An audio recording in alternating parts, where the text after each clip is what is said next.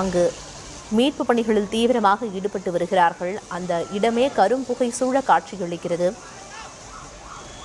புறப்பட்ட சில நொடிகளிலேயே விமானம் விழுந்து நொறுங்கியதால் அதில் முழுமையாக எரிபொருள் நிரப்பப்பட்டிருந்தது. அதனால் தீயை கட்டுப்படுத்தும் பணிகளில் முதற்கட்டமாக சவால்கள் நிலவி வந்த நிலையில் தற்போது தீ ஓரளவுக்கு கட்டுப்படுத்தப்பட்டு அந்த இடத்தில் மீட்பு பணிகள் தொடங்கி நடைபெற்று வருகின்றன.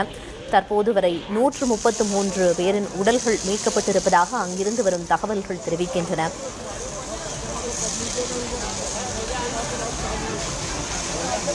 விமான விபத்து நம்மை அதிர்ச்சிக்கும் வேதனைக்கும் உள்ளாக்கி இருக்கிறது என்று பிரதமர் மோடி தெரிவித்திருக்கிறார்.